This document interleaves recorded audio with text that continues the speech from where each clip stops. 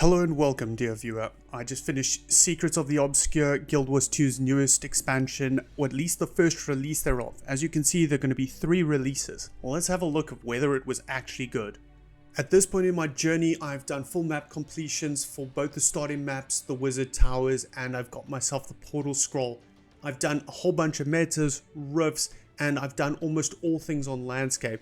Yeah, I'm not the biggest achievement hunter, but I'm pottering around doing a few things, trying to get the feel, probably more in this expansion than ever before, because I really want to get a good rounded, vision of what the gameplay is like and what this expansion's like. So here's my thoughts on that.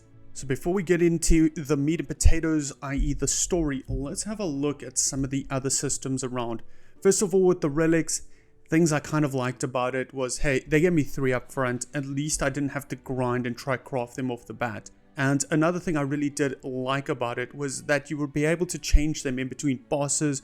The fact that they separated the relic from the rune. So this can allow you to kind of get the stats you want, but also the effect you want. This kind of plays quite nicely when you're trying to do some supporting roles where maybe you want more boon duration, but you still want certain effects. Or perhaps you want to play more of a DPS hybrid healer, but you want still maybe the monk relic. Allowing you to separate the effect of the rune and the relic, it's a pretty good touch. But on the negative side, we just lack variety right now.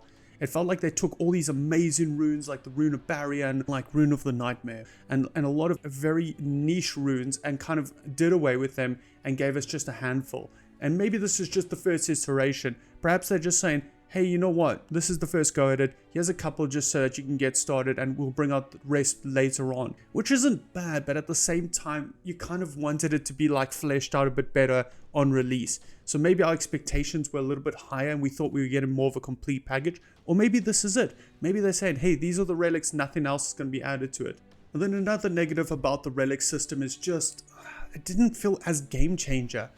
The abilities do look good and you definitely feel them when they're proccing, but a lot of them, I don't know, I'm not really feeling the effect of them. I feel like it's basically now, yeah, you use this one for power classes, you use this one for condi classes, maybe you switch 1 or 2 for each one, and that's it. So you're basically going to end up with like 3, maybe 5 like core ones, and the rest of them are just going to be like, those are noob traps, and that's not a great way to kind of have. You want the game to have this variety, this nicheness, so you can kind of keep your runes and your stats balanced, but switch out your relic between each boss or encounter to try and gain more advantage on those certain encounters so that the really skilled players know which ones are switching out and things like that. Not really like, oh, okay, yeah, you picked the wrong one, you're a noob, that sort of a thing. There's only one choice, you just plock it in and there you go. The fact that the relic also shows up on your character buffs will show your group what relic each player has taken. Guild Wars 2 is quite a funny game in the sense you can't really expect anyone, so you're not knowing what build they're running unless they link you the build, but you physically can't link your armor. But I mean, everybody has a DPS meter, so we know whether the person is, packing meat or not, but at the same time, the game has kept a large amount of anonymity in the playstyle. Being able to see what relic each player has taken kind of can also create a bit of toxicity, or you've taken that relic, you don't know what you're doing, kick out the group, and yeah, it can kind of be quite a bit of a negative effect. But like I said, this expansion's only been out a week. There's still a lot of growing pains in this process. The next system that was added with Secrets of the Obscure is the daily and weekly reward system. Now, I want to say this is a huge game changer. Yeah, a lot of people say, yeah, it feels a bit like a mobile game. If you're not logging in and doing your dailies, you're not progressing. And yeah, there is that aspect. But at the same time, we're playing a game. Like, either you play the game and enjoy it, or you just go play something else or do something else, So I feel like this is an amazing reward system. I mean, let's put it this way. You got raw gold, you've got ascendants that you can literally pick, and yeah, they're limited, per the cycle, but still, I mean, that's free ascendants, which, for a lot of players that struggle early game to get their ascendants out, this is a huge game changer. And not just that, literally legendary precursor, like, progression. It's huge. The amount of value in that reward system is incredible. And also, cherry on top, there's gem store items in there, there's build expansion tabs and things like this. I mean, obviously there are a few noob traps. I mean, if you're buying obsidian shards on that thing, my word, please someone help you. But my word, there are so many good systems that have been put in. In fact, I'm actually worried about the effect on the overall market of Guild Wars 2. I mean, there are discords literally dedicated to buying and selling goods, and it's like on fine balance edges, pinpointed by certain products that basically determine the market. And, introducing raw gold or like legendary items to a higher degree could kind of tank a few markets. But then again, I also do enjoy a little bit of anarchy, so we'll see how this plays out in the long run. Now, with all those positives, the cons are, I feel like the dailies are extremely limited. Like, we need more choice. Like, having 4 in air, if you don't do those 4, you're not getting it done, is not great. They should just open it up again and just say, there's 12, and you do any 4 you want. Like, regardless of whether you want PvE, World versus World, or PvP, like, sometimes you get some bugged mini dungeon or whatever as one of your dailies in PvE, then I just want to step into PvP and play a game and just get the rest of my rewards, They need to relook at this system. There's a brilliant city builder game that I played called Against the Storm, where basically over a time period, you get conditions for victory. You need a certain amount of points, and every now and then it procs, and it gives you a choice between 2 things. You choose whether you want to do this or that, and you pick which ones you want to do, and then as long as you do those, tasks, you will win. So basically you pick in your own conditions for victory, and they need to look at a system like that for the daily or the weekly system. Maybe the weeklies is fine, because you have a bit of time, but to do the dailies the way they're doing it, it's not great. They need to relook at the system, and I think it's a huge negative. The other negative is just the amount of new traps on the market. Like, there are so many things like the obsidian shards and tier 5 materials, things like that, oh my word, if you're buying that stuff, like, please help you. You don't understand the game. But then again, there are players that just don't understand these, and the price for them is so high. Like, I wonder how they almost thought about that. Yeah, this is a reasonable price to put them in for the daily rewards. Anyway, it's one of those things. If you do struggle with these sorts of things, talk to a professional. I'm just joking. You need help. No, but there are a few really good things you should be getting, and there are a few things you need to avoid because they literally will just eat you out from underneath.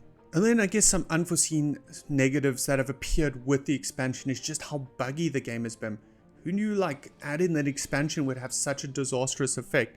But my word, I did see in Fractals the other day, and I was like stunned at how it was. There were so many bosses that just didn't move, just stood there. So, I mean, if you really want to get your CM titles, now's the time to do it. And now to the main course, the maps and story. First of all, the maps do look good. Map 1, probably one of my favorite maps that I've seen in a long time. Better than anything in Cantha that I'd seen.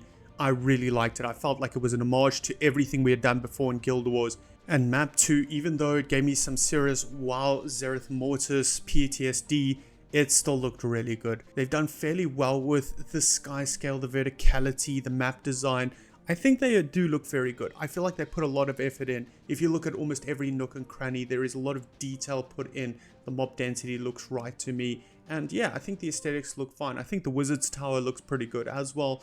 Maybe a little bit, I don't know, vertically, I'm not much of a fan of it. I always like kind of a hub zone that's quite easy to move around in. But yeah, I think it's a decent area, and I think people will definitely come back because the crafting areas are so close together. So yeah, I definitely think that's definitely a big plus. And in general, over the whole expansion, I like the aesthetic. I like the demons rather than mechs. I really do find that all the mob types, maybe they do kind of tend to blend together a little bit more, but I do prefer them than what we had in End of Dragons. So yeah, I kind of am enjoying the aesthetic and the approach with the wizards and the demons and everything going forward, and I'm excited to see what they actually do with it. I'm excited to see the next couple of releases, how they kind of build upon the mob types and the map types. I think they've done a fairly good job, but with the pros comes a few cons, and probably the biggest one is just locking content behind masteries or go do some riffs. I'll actually never forget the sigh when I went into map number 2, and as soon as I walk in, they're like, hey, okay, cool, you're here, go do some riffs and then come back and talk to us. I was like, what? That's probably the worst way to start a map. You get into a new space, you want to like explore, kind of be taken around, maybe then go do some riffs. But literally it's like walk in, do some riffs, you go do a few things, and then like, okay, cool, go do a T2 rift or whatever, and then come talk to us again.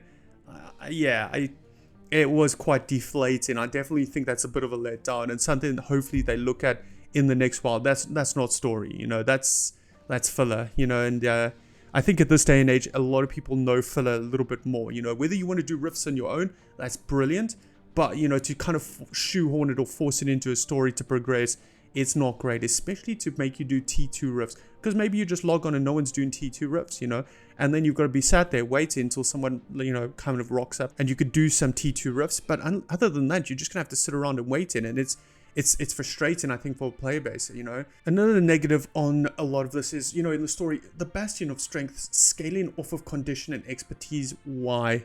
My word, I was stuck on that puzzle for ages. The one where you basically got to absorb the powers from Wing 4 and you basically just got to try survive it. And I play a pure Connie shortbow build, and I'm stood there and I'm like, it took me so long to figure out this puzzle. I literally took it back to my allies because I noticed that the one healed me when I took damage. And I was like, okay, well, obviously that's the play. I got to take it back to her and she's just got to heal me through it. And she healed me a bit, but I just couldn't make it. And then eventually I read somewhere and they were like, yeah, it's pretty much bugged. You just got to put full power gear on. Put on power gear, did it. And I was like, oh gosh. So there are those one or two things they need to relook at in the story. And now onto the story. And I know that this is subjective, you know, it's my opinion. And that's pretty much all I can give you. I think the story is really good. I think that is good. And I think that it has the potential to be up there with some of the best. In my opinion, for MMOs, my favorite stories was #1, Shadowbringers, the base game, not the patches afterwards. The base game, ridiculously good. And then Guild Wars Season 4. Guild Wars Season 4 was probably one of my best, introducing characters, dropping them, people dying, you know, so many twists and turns and emotional moments. I thought it was brilliant. And I really want this game and this expansion to be up there story-wise. Because let's put it this way, in terms of content outside of the story, it's not really where we want it to be. You know, I'm not going to go into the whole thing. A lot of people have been complaining rifts are boring. There's nothing else to really do. There's a couple of metas, but they're not well crafted compared to what I think people were expecting, you know, with the expansion. But let's go back onto the story now. Now, to get into the story, small spoilers ahead. I like the story. I really do. I think that it was so good how they've developed characters like Leah.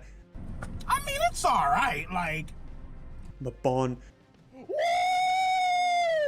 Also, Urtik and Glade are my favorites. That's what I'm talking about! That's why he's the MVP! That's why he's the GOAT! The GOAT! Absolutely well written. I feel like a Mute Char has more personality than almost everybody we met in Cantha, maybe other than Rama. The characters are well rounded and they've created emotional attachments, so when characters like Mabon die, it's impactful. You feel it, you're upset, and yeah, okay, they kind of gave it away that it was going to happen, but in the back of your mind you might think, you know, maybe it's going to be like Magda, we just beat them a bit and then they go into their right senses. So when he does die, it's brilliant. Now I hope they don't go do a double turn, because there was this whole thing where Glade was I can sense Mabon's still around, so I hope they don't kind of cheapen the death. They need to just pull the trigger and introduce allies and kill them off. Even when it comes to allies like Zodra, they shouldn't be scared to be you know what, the whole story, and maybe she has to sacrifice herself or something at the end of the story, you know, to try and save, you know, us or the world or something, because that's what a good story is about. And introducing all these new characters, yeah, you create the attachments, but at the same time, they need to not be scared to kind of tell aggressive, more compelling stories, and I think that they can do it. I think that this whole thing with the demons and the possession and everything has created a lot of almost horror undertones, which are brilliant. It's good for the expansion. And even with Paitha, you know, we don't know what's going to happen with that. She could either become an ally, double cross us and side with Epoch. Perhaps when we defeat Epoch, you know, she could become the next villain and take over his army.